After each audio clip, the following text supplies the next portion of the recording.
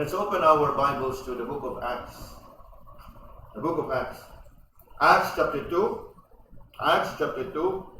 And we shall consider verse 38. Acts chapter 2 and verse 38. The book of Acts chapter 2 and looking at verse 38.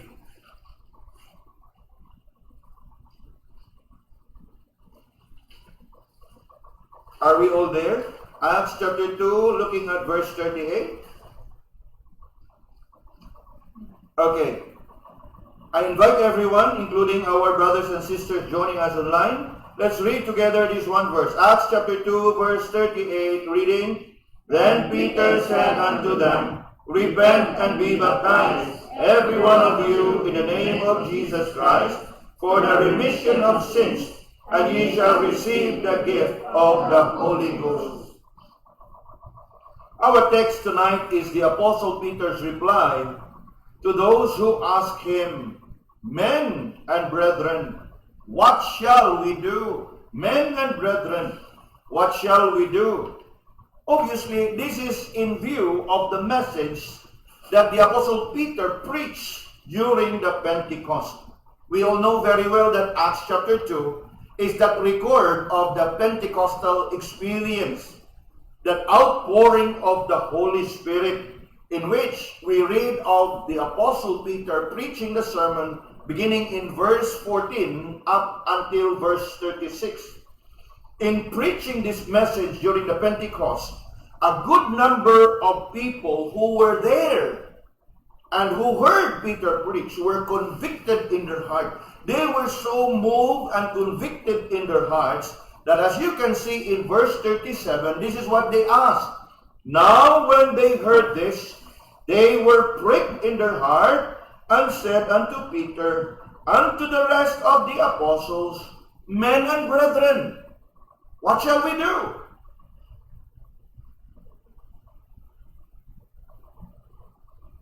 Now, listen for a moment and allow the verse to sink in. Nga naman, for I am sure we are familiar with these verses. But that is a problem with us because we have been too familiar. We fail to really understand and the significance and the meaning and the blessing therein. And that is what I really wanted each time we do study God's Word. Let's just pause for a while and let it settle. Kaya nga naman, kining grupo ha, familiar na kayo, memorize na kayo siguro ninyo. But let me bring you deeper into this. By God's grace. Yes.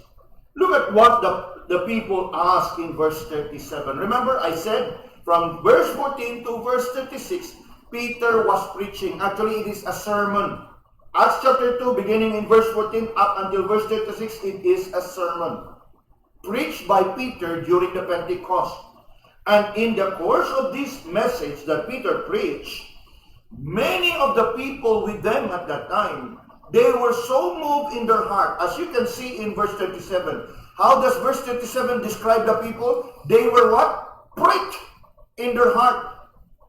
It is another way of saying that they were convicted in their heart.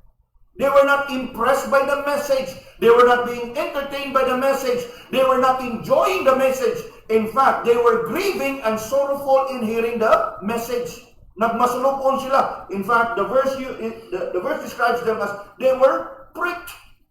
They were pricked in their heart. So in meaning, they were convicted in their heart. Okay, I say it again. They were not being entertained. They never enjoyed the message. They were not being entertained by the message. In fact, they were grieved by the message. Tagus diya silang kasing-kasing ang mensahe.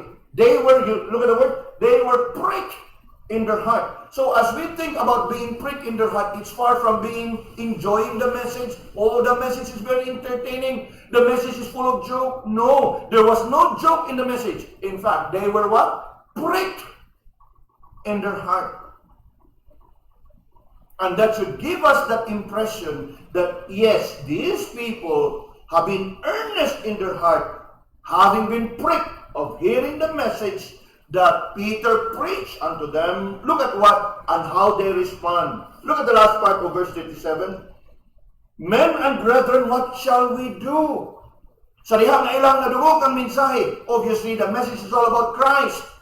the Son of God, whom God the Father has sent into this world, whom the Jews have crucified. And so they were pricked in their heart. They were moved in their heart. They were convicted in their heart that they earnestly asked Peter in the last part of verse 37, Men and brethren, what shall we do? Kung sa may angay namang buhaton nga ni, human sa among nadungog na mensahe. Again, as I have said, we are too familiar with this verse.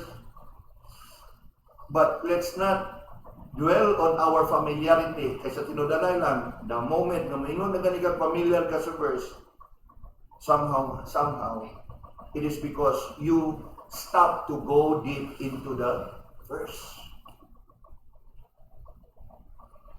Look at Peter's reply in verse 38, our text for consideration tonight. Remember, our text is a reply to the people's asking, Men and brethren, what shall we do? Then came Peter's reply in verse 38, our text. Then Peter came and said unto them, Repent and be baptized, every one of you, in the name of Jesus Christ, for the remission of sins, and ye shall receive the gift of the Holy Ghost. I want to bring your attention to 4 words or 4 phrases from here. Una, repent. Ikaduha, be baptized. Tulo, remission of sins. Ikapat, receive the gift of the Holy Ghost. We will focus our study tonight in these 4 words and 4 phrases. What are those? Repent, be baptized, remission of sins, and receive the Holy Ghost. For easy recall, repent, receive baptism, remission of sins, receive the Holy Ghost. 4R. Okay? Repent, receive baptism, remission of sins, receive the gift of the Holy Ghost. Now, again, ako na to, familiar kay tani ini nga mga word. Repent, be baptized, remission of sins, receive the Holy Ghost. Yes, we have been so familiar with these words because they have been spoken often that they have become a template. We have been so familiar with these words that it has become institutionalized. Nga, mura ba og naanad na lang kita nga ato nang gamiton nga mga terminolohiya every time we go for soul winning and witnessing. Repent, be baptized, receive, believe. Pero kita mismo wa kita mutugkad og maggahin sa oras o pagpagabana o kung sa kahulugan aning tanan nga atong ipanulti. Yes, I say this again. We have been so familiar with these words. They have been spoken so often that they have become institutionalized. That they easily come out of our mouth without us even understanding fully well what they actually mean.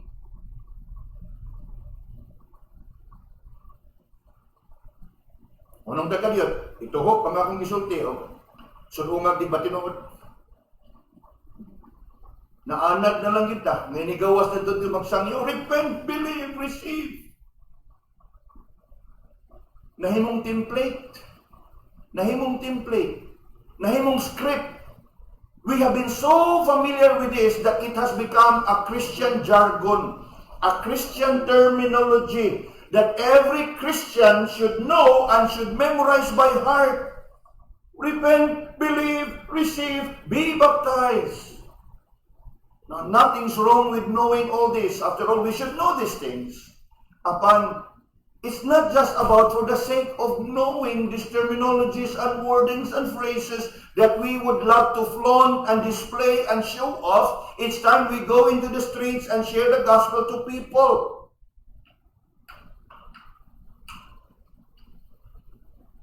Yes, sad as it is, these words, as wonderful as they may be, have long become a mere terminologies, jargons, expression that we love to speak and talk about and even to share to others. In fact, listen carefully, to many people, these words have become a mere theological and doctrinal terms, or perhaps a religious sounding words that carry no impact at all. Tungod kay mura og we have been too familiar with it, nga kanunay na itong ginasulti, nga kanunay na itong ginashare, nga kanunay na itong ginasangyaw, kita mismo, wa na mubati sa significance sa tinud-anay nga kahulugan, even sa impact sa maong nga kamatuoran diha sa atong mga kinabuhi. Think about it for a moment, mga kaibigan, before I move on. Because this is what I want. That we would really come to the bottom line of it all. That we would come to settle it in ourselves. Kaya po nagtuo, we have been too familiar with all these words and terminologies, but even we ourselves, wa na nato o wa na tang makahinumdum kung unsay atong gibati sa dihang kita nakatagamtang niini. Yes, we have been too familiar with these words. But for a moment, think of yourself and what could have been your feeling and how you would have responded if you happen to be among those people who asked Peter, "Men and brethren, what shall we do?"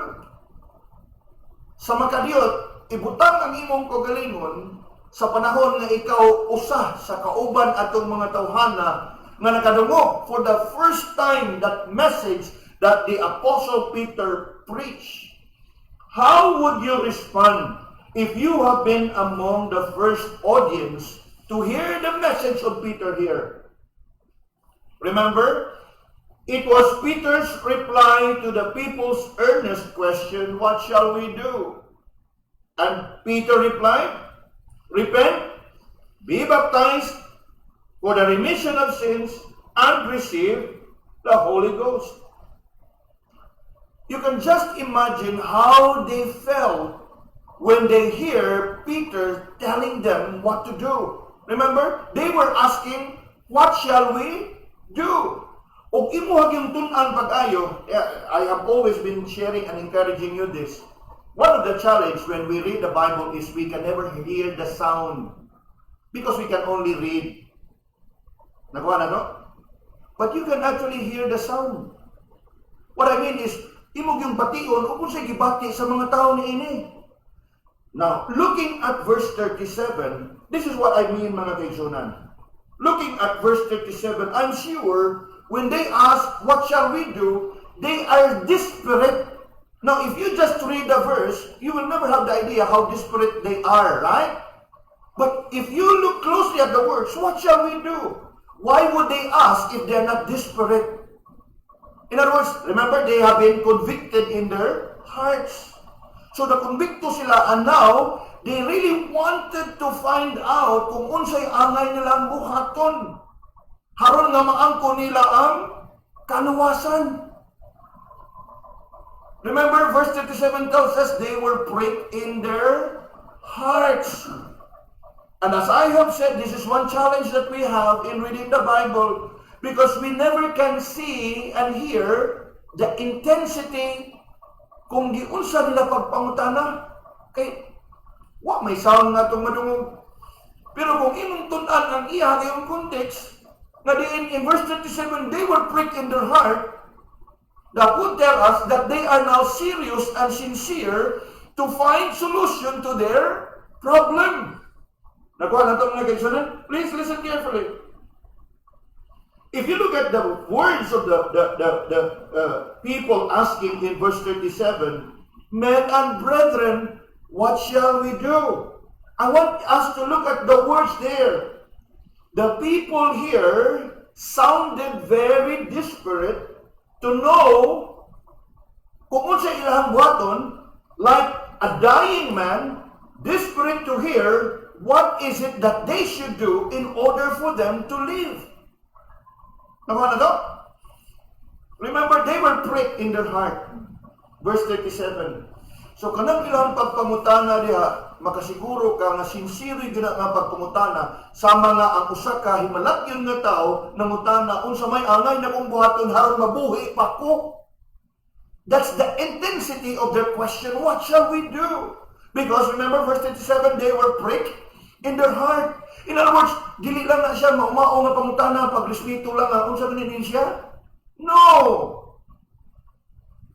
It is like a dying man asking earnestly, pleading to find a solution, even the answer, what he should do in order for him to live on and not die. That's the impact, that's the intensity of the question. It is not just asking a question simply for the purpose of asking a question. Remember verse 7, they were what? Pricked in their heart. In other words, they were moved in their heart. They were grieved in their heart. They were sorrowful to have heard the message. And in response to that message, they were now pleading and asking Peter, we have heard the message. Now tell us, unsa may angay na mong buhaton? That means they wanted to know. Not only that they wanted to know, they are willing to do it. Kaningon ko sila, what shall we do? It's not just about knowing, they also wanted to do it. And you know, sama sa kong gingon, it's like a dying man asking what they should do in order for him to live long and not die. Kabantay mo ana, kung ang usa ka tawo desperado nga mabuhi pa, mangutana og imong isulti, mauni mo na. Minumdum ko kanina to ni Brother Domi dinhi sa diha nga chemo undergo siya chemotherapy. Bisan kinsa nga mga kaigsunan nga moingon diri magda guyabano. Brad, guyabano makaayo kuno ni cancer. Timpla kaon lanlan order de kinilo guyabano. Kay gusto pang mabuhi. Patingon nga green barley, Brad. O sige, palit ko sa kakarton green barley kada adlaw inom. Tanan nga og unsay pwede nga makonsider para lang siyang mabuhi. I hope you are now getting the point of what I am trying to emphasize on you, that they're asking here is really serious. What shall we do? It is a question of a dying man desiring to know what he should do in order for him to live long and not die. Listen carefully. We are going a little bit deeper. So, we are now settled with a question. What shall we do? That it's not just a simple question. It is a serious question. It's a kind of question that means life and death. Okay? Remember verse 27, they were pricked in their heart. So, interesado gid sila, seryoso gid sila, nga gusto gid sila masayag og mahibalo og unsay angay nilang buhaton aron maangko nila ang ilang kaluwasan. That is actually what the question is all about. Men and brethren, what shall we do? Now, in response to that question, and what kind of question? Serious question. What kind of question? Severe question. What kind of question? A question of life and death. And you know Peter's reply? That is our text, right? And notice those words. Repent, be baptized, remission of sins, and the receiving of the Holy Ghost. Familiar as we may be with these words and terminologies, mga kaigsunan, ato ang lantawon kini niining kagabhihon. Una, the word there, repent. Obviously from the word repentance, right? Now, we often hear it said that to repent is to turn away from sin and to turn towards God. That is how repentance is oftentimes defined. Turning away from sin and turning towards God. Yes, it brings about the idea. It is to change one's mind. Not only one's mind, but also one's attitude that would result to abhorrence. Abhorrence meaning that you would change your attitude, that when you used to enjoy sin, you would now hate sin and detest sin. And would turn towards the Lord, desiring for forgiveness.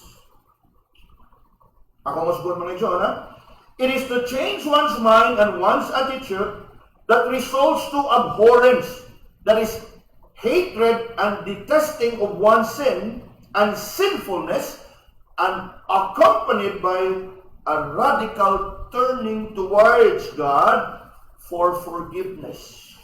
Obviously, for salvation. That is repentance.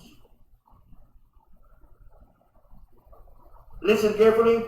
In repentance, we acknowledge not only of our sins and of how we fall short of the glory of God, but also of our need to be right with God. Nakuha na ito mga kaisanan? For oftentimes, ningon man lang ta, repent gani, pagpanghinulsol. No. It's just part of it. Because repentance is not just about acknowledging our sin and of how sinful we are, but also of our need to be right with God and to be saved through faith through the substitutionary atonement of the Lord Jesus Christ. In other words, it is not just about our sin and of our sinfulness, for it includes, and in fact, it is vital and essential to understand this, it includes our being reconciled to God, to receive the forgiveness of our sins by trusting in the substitutionary atonement of the Lord Jesus Christ.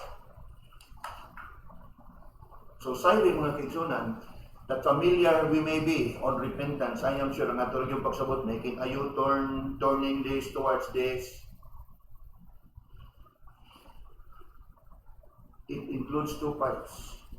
The consciousness and awareness of our sin and of our sinfulness. The second part, our need to be reconciled to God by virtue of the substitutionary atonement of the Lord Jesus Christ.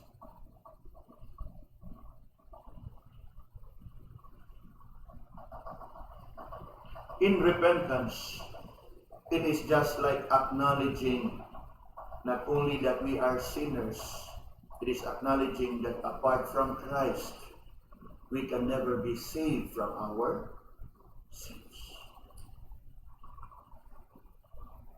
Kung ako nagtuo, and I have been saying, familiar as we may be with the word, we fail to really explain it this way and tell others this way what is repentance all about.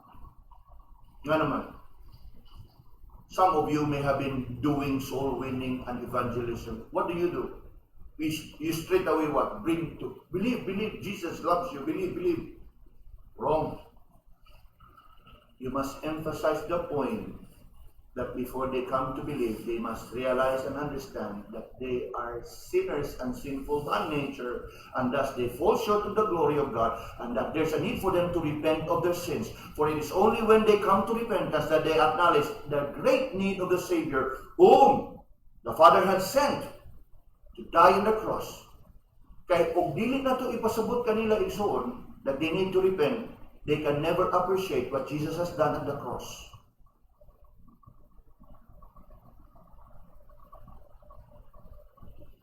Nakuha na no? As I have said, we may be too familiar with it. Soul winning, believe in Jesus, Jesus loves you.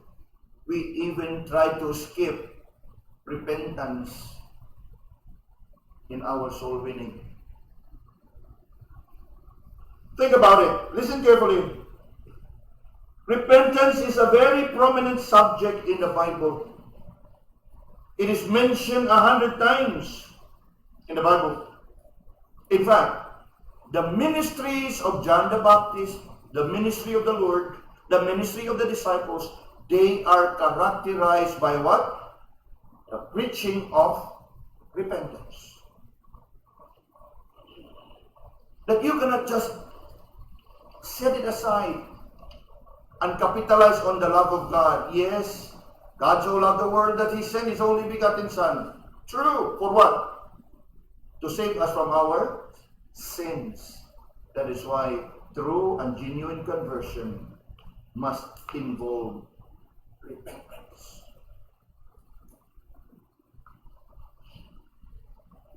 Listen carefully. If you can look at your Bible for a while, as I have mentioned a while ago, the message of repentance has been the ministry of John the Baptist. Now, let's turn to the Gospel of Matthew for a while. The Gospel of Matthew, chapter 3. Now, if you are quick and you follow, there we read the message of John the Baptist.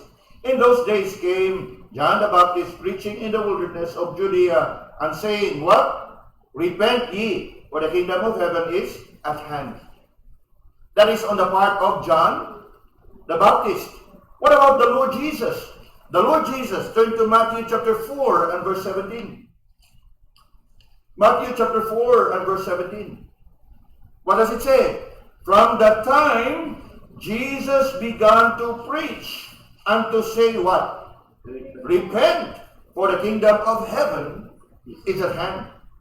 When Jesus thereafter sent forth his disciples to proclaim the good news of the kingdom of heaven, he also commanded the disciples to preach repentance. Turn to Mark chapter 6 and verse 12. Mark chapter 6 and verse 12. If you are quick, read with me. And they went out and preached that men should what? Repent. Later on, in his post-resurrection appearance, meaning, sa diha nga nabanhaw ang atong Ginoo o siya ni pakita sa iyahang mga kinun-an, he also spoke of repentance. Turn to the Gospel of Luke. Gospel of Luke chapter 24.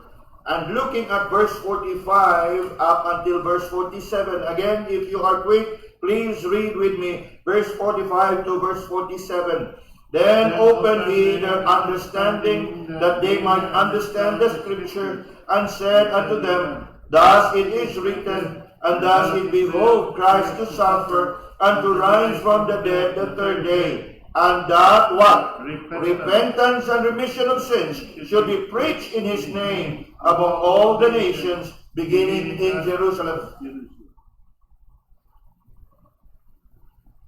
Now, I'm bringing to you these verses in order for you to really come to a point. Because there are many verses that I can bring to you upon to save time.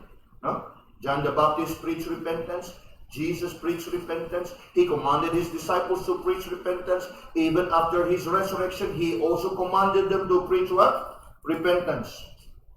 The apostles during the Pentecost also preached repentance. That is our text today. Acts chapter 2 verse 38. Not only in the book of Acts during the Pentecost, we also read it in many passages in the book of Acts. And not only the apostles, not only the disciples, the apostle Paul himself. Now, in Acts 17 and verse 30, in Acts 17 verse 30, this is what we read. And the times of this ignorance God winked at, but now commanded all men everywhere to what? Repent.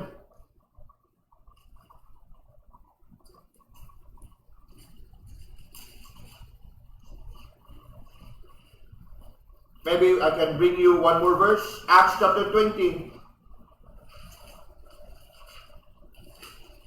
Acts chapter 20. And you look at verse 21. Acts 20 and looking at verse 21. Look here. Testifying both to the Jews and also to the Greeks, repentance toward God and faith toward our Lord Jesus Christ. Again, I can bring you many verses, but to save time, I hope that it is enough for us for tonight. Just to emphasize to you that repentance is a vital component in preaching the gospel. In fact, you may be wondering, in verse 38, you would never see Peter saying, believe in the Lord. He straight away say, repent and be baptized. You know why? Because repentance usually includes faith. True faith includes repentance. and true repentance is but a component of genuine faith.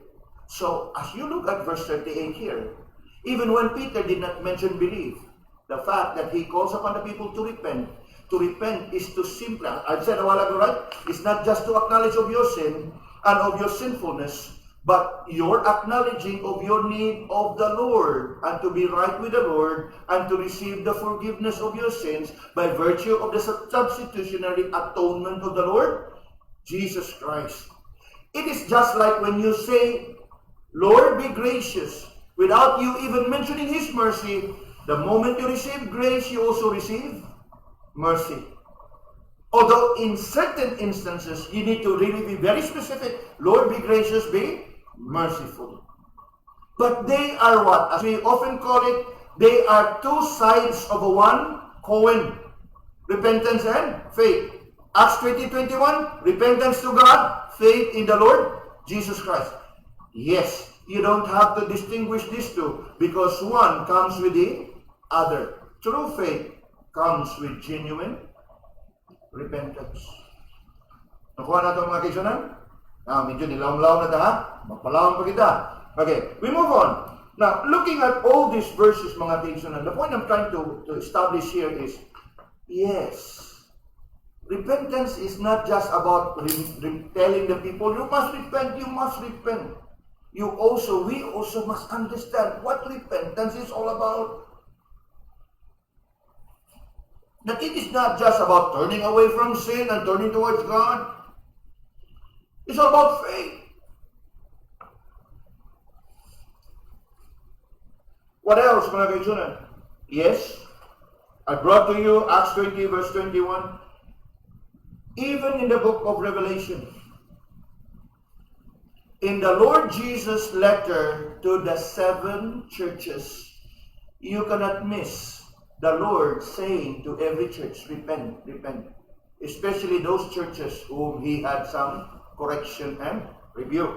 Now, turn with me for a while. Revelation chapter 2.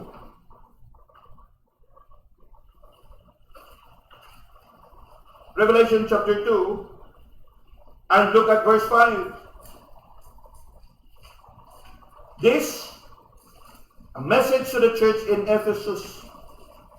We're familiar with this, right? Nevertheless, I have somewhat against thee. Verse 4. And look at verse 5 now. Remember therefore from whence thou art fallen. And then what? Repent. Nakita ninyo? Repent. Come down to verse 16. Come down to verse 16. It says there, to another church he said, repent, or else I will come unto thee quickly, and I will fight against them with the sword of thy mouth. The first word there is what? Repent. Come down now to verse 21. To the church in Thyatira, and I gave her space to repent of her fornication, and she what? Repented not. You still would find it in verse 22. Coming down to chapter 3, and looking at verse 3, this time to the church in Sardis. Look at what Jesus said here in verse 3. Remember therefore how thou hast received and heard, and hold fast, and repent. Look at that. Come down to verse 19 of the same chapter. Verse 19 of the same chapter, the church on Laodicea. Look at this. Verse 19.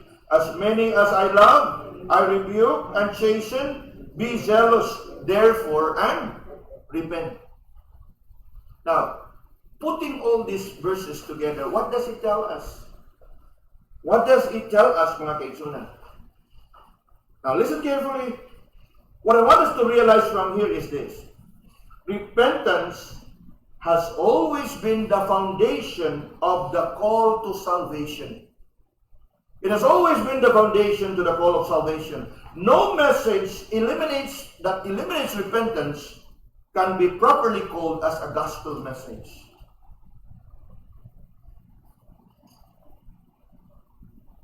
Think about it. No message that does not include repentance can be properly called a gospel.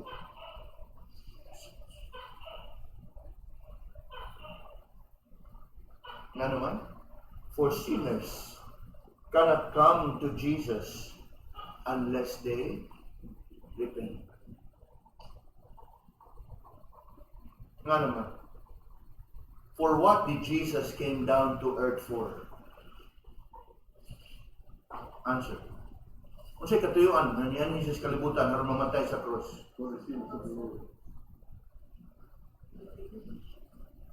Unless a sinner would come to a point of acknowledging that he is indeed a sinner, he can never come to a true and genuine faith in the Lord.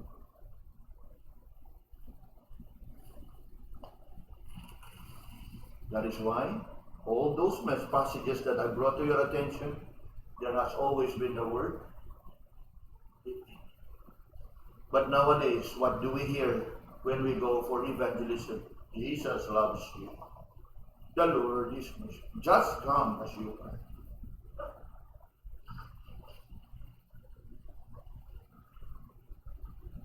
Remember, the message of repentance has been the foundation, the gospel call unto salvation. In fact, Jesus said this in the Gospels, except ye repent, ye shall all likewise perish.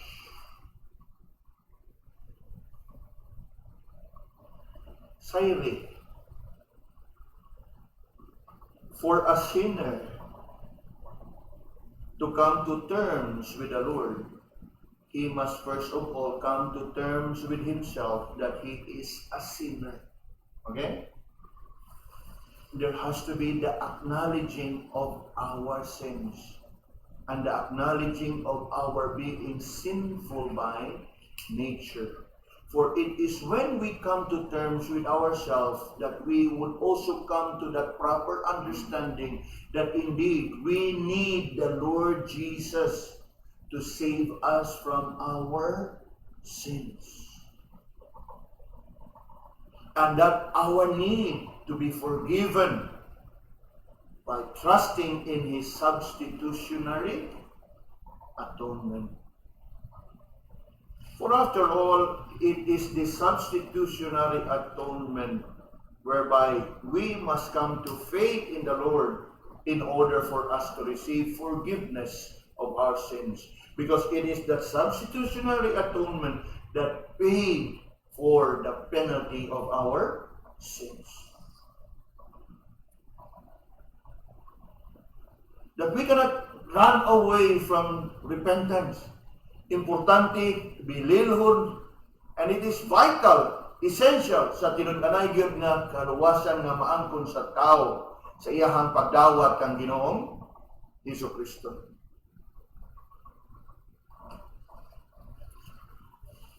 Next, ingon si Peter dia, repent and then what? Be baptized. Now please listen carefully, because there has been a lot of teachings that has been coming up with regards to baptism. When Peter here said, repent and be baptized, it is never purposed by Peter and meant by Peter to say that baptism is a vital part of our salvation. Baptism cannot save. The water cannot save. The water of baptism cannot even wash our sins. In fact, we used to sing it, right?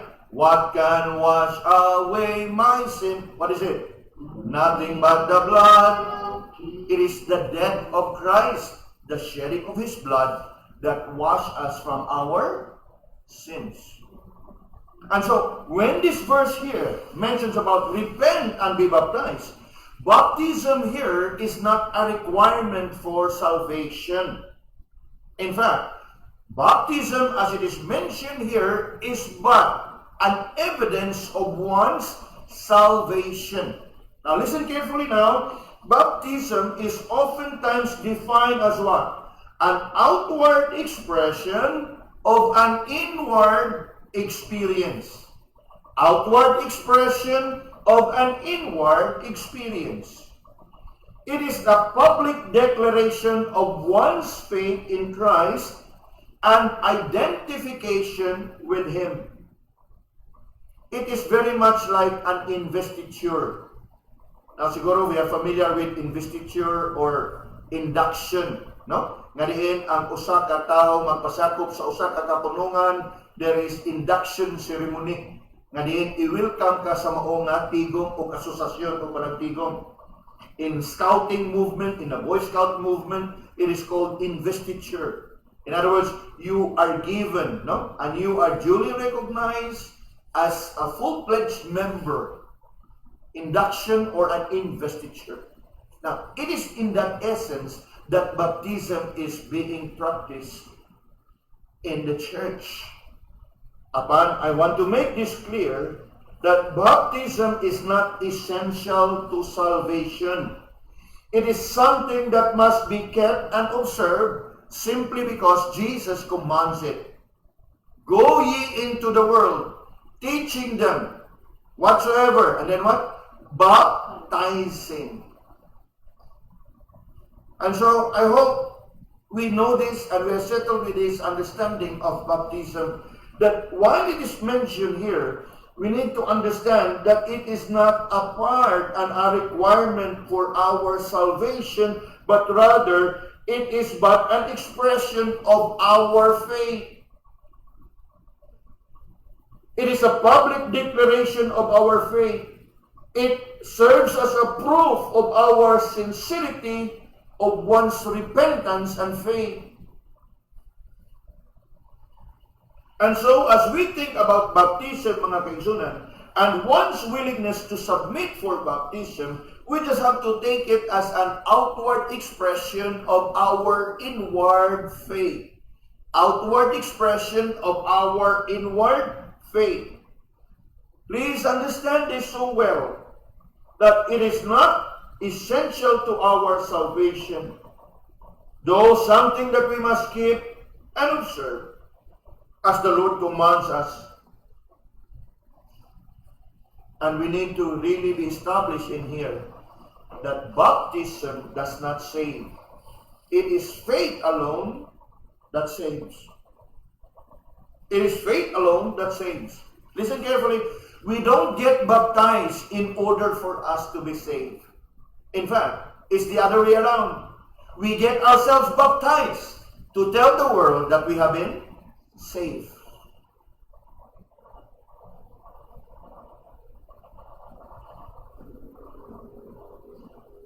It is an outward expression of an inward experience. Repent, be baptized. Then we move on. The third phrase there, the remission of sins. Again, here is another thing that I'd like us to really be settled and have a clear understanding. Sometime we would hear people say, magpabaptize ka, haron mahinluan ta sa sala, kahit ang tubig mo'y makahinlo. Time pa sa asa man tadapita anak nakakuha ng pagtulunan sa pulong sa Ginoo nga ang tubig sa bautismo mo'y makahinlo sa ato ang sala.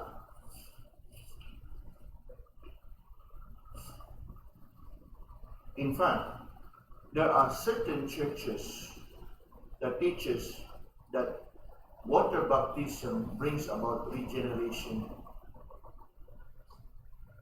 Sayri mga kaigsunan, that the remission of sins can never be accomplished by the waters of baptism. I can understand it is but a mishandling of the verse, because verse 38, if you would just read it as it is, repent and be baptized for the remission of sins. But when you carefully look at the passage, it doesn't mean that way. Because the word repent, as I have mentioned a while ago, comes with faith. And that baptism is but an expression of your faith. But baptism or no baptism, your faith alone saves. Nakuha na ito mga igsoon? So, it's simply because a little misunderstanding of the verse. Because kung imo kung tanaw as it is, ingon man ko diha ang verse 38, then said Peter unto him, repent and be baptized, every one of you, in the name of Jesus Christ, for the remission of sins. So, kung imo lang din siyang basahon as it is, requirement ang baptism. But no. Baptism is after the fact. Having repented, and as I have said, repentance comes through genuine faith, and vice versa, genuine faith comes with repentance. And so it goes without saying that you would commit yourself to be baptized after you have received Jesus as Lord, after you have believed the gospel, after you have repented of your sins, and thereafter be baptized in the name of Jesus. So it is by faith. And so as we think of the remission of sins here, I want us to understand that what Peter here is referring to is the ultimate benefit and blessing that we can receive and we would enjoy from the moment we come to faith in the Lord, from the moment we come to faith in genuine repentance. And that is the benefit, the blessing. And what is the blessing? The washing away of sin through the pardoning mercy of God by the substitutionary atonement of Christ. Not by the waters of baptism, but by the blood that has been shed at the cross of Calvary. The remission of sins. In fact, as we look at this, talking about the remission of sins, even that act of repentance, it is just interesting that this wonderful experience, mga kaigsunan, is best illustrated of many passages in the Bible from the Old Testament.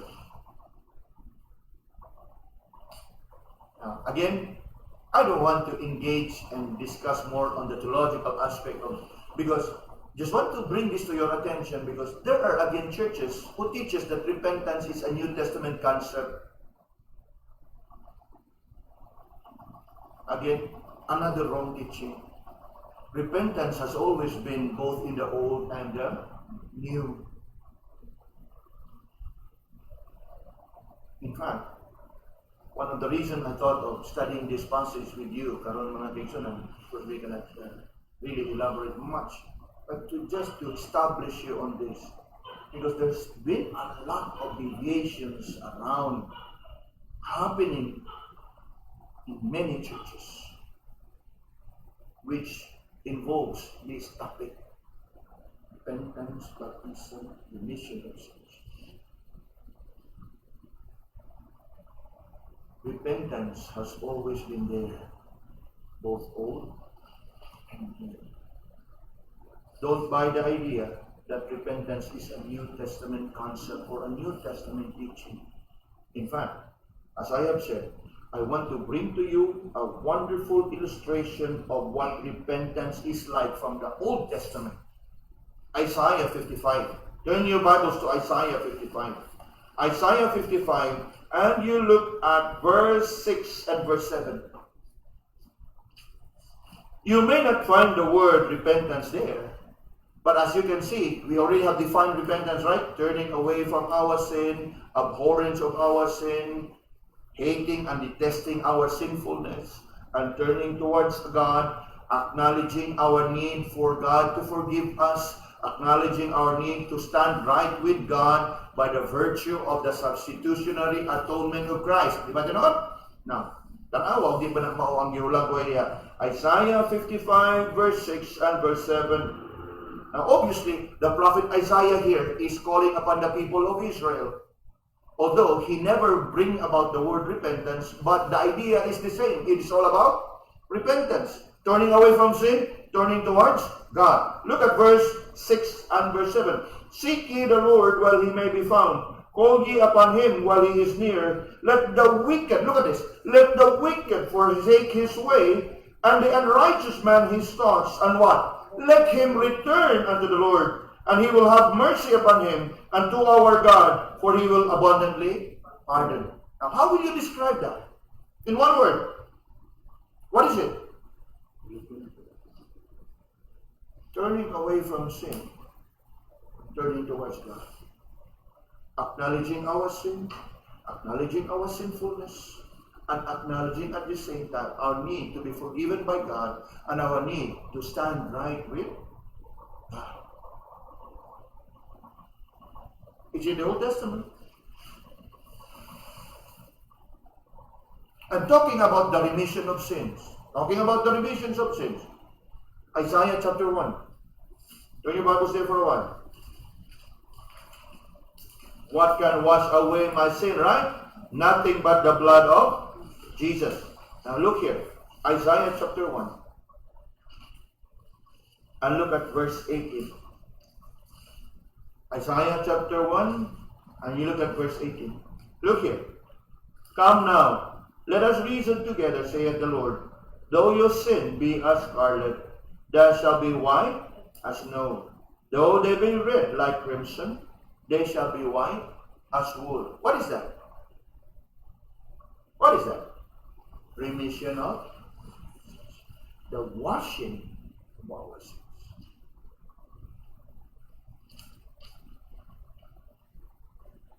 And again, there has been a lot of all these teachings nowadays.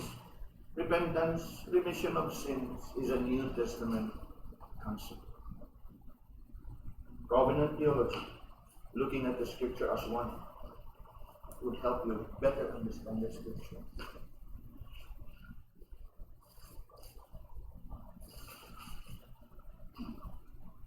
Repent, be baptized for the remission of sins. Yes, this is the very blessing that we all would receive and enjoy, having acknowledged of our sins and of our sinfulness, and coming to Christ in faith and genuine repentance, we surely would receive forgiveness. And what kind of forgiveness? Though your sin be as scarlet, they shall be white as wool. Though your sin be like crimson, they shall be white as snow. Look at it. A symbol of purity. Nga diin gihulagway how the Lord would wash us indeed and make us pure and holy before Him. Now we move on to the fourth and the last. Again, a very controversial issue and topic. And that is what? Receive ye the gift of the Holy Ghost. That is what Peter said, right? Repent, and then what? Be baptized, every one of you, in the name of Jesus Christ for the remission of sins, and ye shall receive the gift of the Holy Ghost. Now, again, please listen carefully. This receiving of the gift of the Holy Ghost simply means receiving the indwelling of the Holy Spirit upon each and every one who come to faith in the Lord Jesus. Look carefully at the verse. Receive the gift of the Holy Ghost. Only by repenting and believing in the Lord that we can have the Holy Spirit dwelling in us. And that is what simply this verse tells us. This is contrary to popular but erroneous teaching that the gift of the Holy Ghost here refers to the extraordinary gifts, like that of power of working miracles and signs and wonders. Again, Abu Musbun, contrary to popular but erroneous teaching, the gift of the Holy Ghost here does not mean the extraordinary gift or the power of working miracles, signs, and wonders.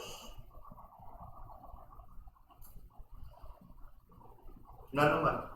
Now, so doon nga lang kaniyo, huwag mauna yung buti pasabot ani, di ta tinutangan nga na mga Kristohanon, kaya di man ta mauwa ng signs and wonders. Have you realized that? The truth of the matter is, it's not about God. It is simply that gift of the Holy Spirit dwelling in us and abiding in us. And thereafter, we enjoy the working of the Holy Spirit in the form of enabling and empowering us, whether in the form of teaching, encouraging, helping, different grace gifts, but never that gift of what? Speaking in tongues, healing, and so on and so forth. The gift that is mentioned here is not the gift that the Holy Spirit can do to us, but simply the gift of the coming of the Holy Spirit to dwell in us. Are we following? Ako gusto na? This is contrary to the popular and erroneous teaching of the gift of the Holy Ghost that many would equate as the gift of what? Sign gifts, signs and wonder gifts. Rather, the gift that is being referred to here by Apostle Peter is the gift of the Holy Spirit coming to dwell in us. In fact, that is what he means when the Apostle Paul also mentioned about it in Ephesians. Turn your Bibles for a while in Ephesians chapter 1. Ephesians chapter 1, and looking at verses 13 and 14. Ephesians chapter 1, verse 13 and 14, we read here, in whom ye also trusted, after that ye heard the word of truth, the gospel of your salvation, in whom also, after that ye believe, notice this, you were what? Sealed with the Holy Spirit of what? Promise. Which is the earnest of our inheritance until the redemption of the purchased possession unto the praise of His glory. Mao kana ang gasa nga gipasabot ni Apostle Pedro dito in Acts chapter 2 verse 38. Nga naman, it is only when a person comes to believe in Jesus and receive Him as Lord and personal Savior that the Holy Spirit would come unto him and dwell and abide in him.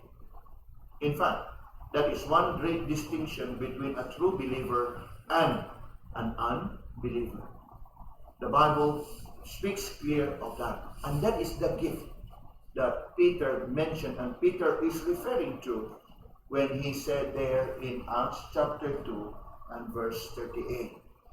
Receive the gift of the Holy Ghost, the coming of the Holy Spirit to dwell upon every believer. Now, turn your Bibles for a while to the book of Galatians.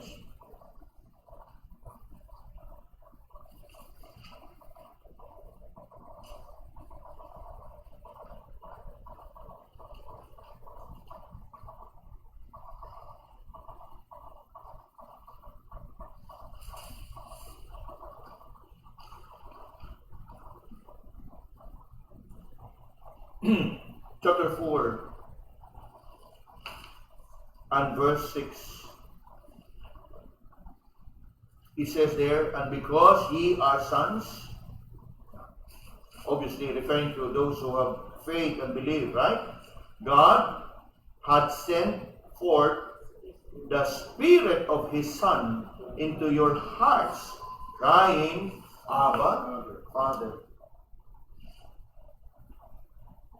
Only those who come to believe in the Lord Jesus Christ, those who come in genuine faith with genuine repentance, can receive the gift of the Holy Spirit, referring to the indwelling of the Holy Spirit in him.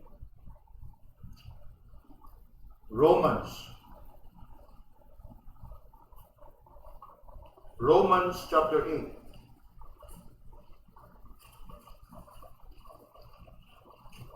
We're talking here about the indwelling of the Holy Spirit as the gift Now, look at Romans chapter 8 and verse 9. What does it say? But ye are not in the flesh, but in the Spirit. Look at this. If so be that the Spirit of God, what? Dwell in you. Now, if any man have not the Spirit of Christ, he is not of his.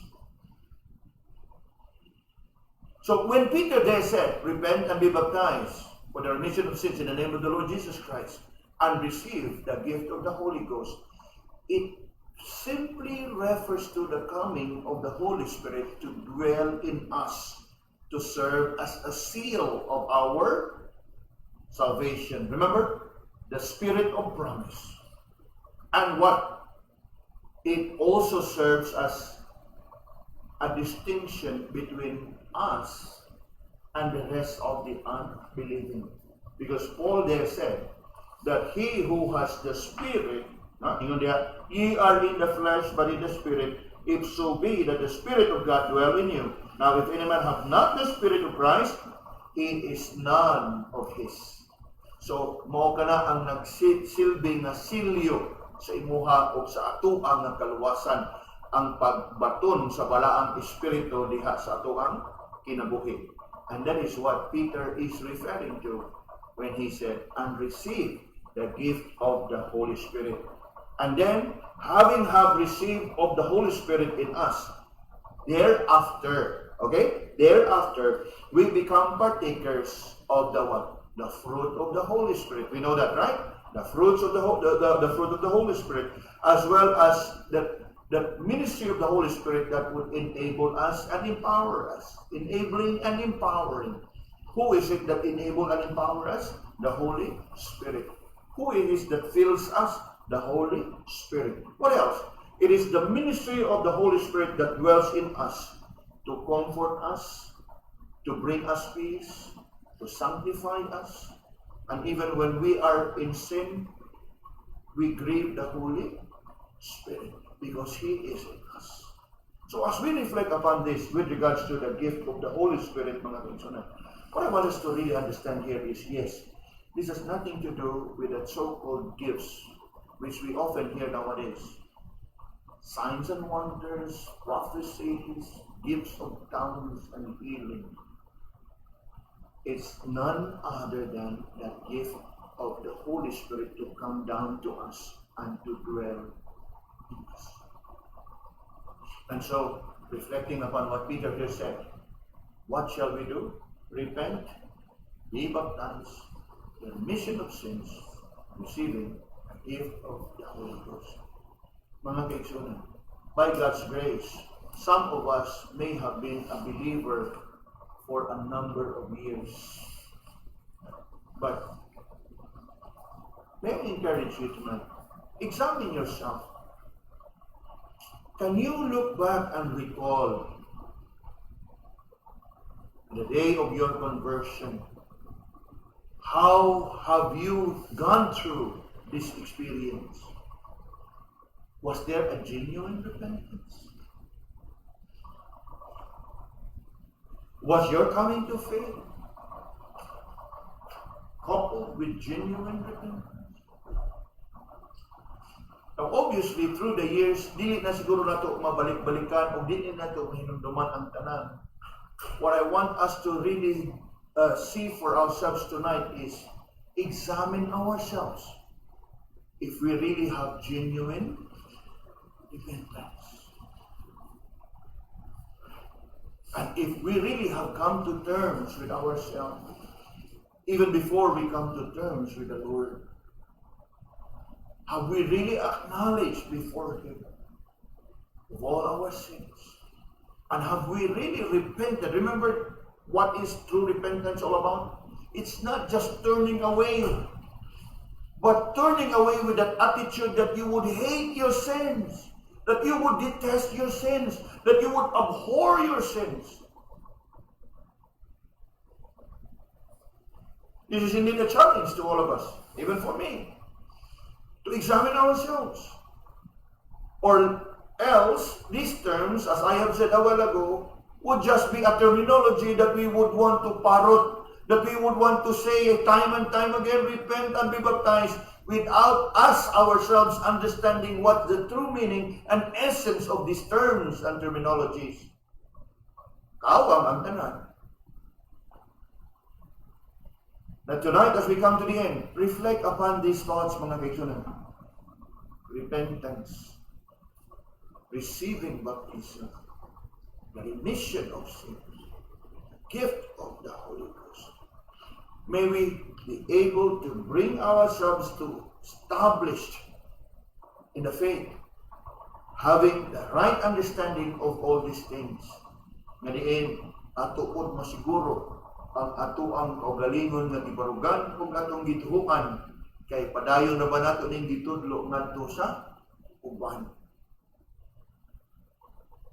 Thanks be unto God nga sa sunod natong pagsangyaw og nangutana kung sa magining repentance sister, pensa ako kung tanong sa pastor, kung sa gining remission of sins, brad.